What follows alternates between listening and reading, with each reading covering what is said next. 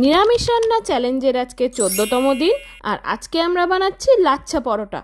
তো চলো শুরু করা যাক। প্রথমেই মাখার জন্য নিয়ে নিয়েছি 2 বাটি ময়দা এবং 1 বাটি আটা। এটা 2:1 অনুপাতে নিতে হবে। তারপর আমরা এখানে নিয়ে নিয়েছি 1/2 চামচ মতো লবণ, 2 চামচ মতো চিনি এবং 2 চামচ মতো সুজি। তারপর এগুলোকে ভালো মতো মিশিয়ে নিতে হবে। মেশানো হয়ে গেলে এবার দিয়ে দিতে হবে কিছুটা পরিমাণে দুধ দিয়ে সবকিছু মিশিয়ে নিয়ে এবার জল দিয়ে ভালো মতো মেখে নিতে হবে। ময়দাটা মাখা হয়ে গেলে এবার দিয়ে দিতে হবে 1 চামচ ঘি দিয়ে ময়দাটা আবার মেখে নিতে হবে এবং তারপর দিয়ে দিতে হবে উপর থেকে 1 চামচ সাদা তেলটা ভালো মতো ময়দার গায়ে মাখিয়ে নিয়ে এবার রেস্টে রেখে দিতে হবে কিছুক্ষণ। আধ ঘন্টা রেস্টে রেখে দেওয়ার পর দেখো খানিকটা এইরকম লাগছে দেখতে এবং ময়দাটা কিছুটা নরমও হয়ে গেছে। এবার লেচি কেটে বেলে নিতে হবে। বেলার জন্য প্রথমে লেচিটার গায়ে একটু সাদা তেল মাখিয়ে নিতে হবে আর মাথায় রাখতে হবে প্রথমবার বেলার সময় একটু বড় করে বেলতে হবে। বেলা হয়ে গেলে উপরের পিঠে সাদা তেল দিয়ে ভালো করে মাখিয়ে নিতে হবে এবং তার উপর থেকে দিয়ে দিতে হবে কিছুটা পরিমাণে আটাটা উপর থেকে ছড়িয়ে দিলেই হবে, ওটা আর মাখানোর দরকার নেই।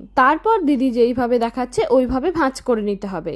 ভাঁজ করা হয়ে গেলে এবার দেখো এইভাবে রোল পাকিয়ে নিতে হবে আর রোল পাকানো হয়ে গেলে উপর থেকে একটু সাদা তেল মাখিয়ে নিতে হবে। দেখো এইভাবেই সবকটা লিচি করা হয়ে গেছে। এবার বেলার সাইজটা তোমরা যার যার ইচ্ছে মতো রাখতে পারো, শুধু এটুকু মাথায় রাখতে হবে যাতে পরোটার মতো মোটা হয় বেলাটা।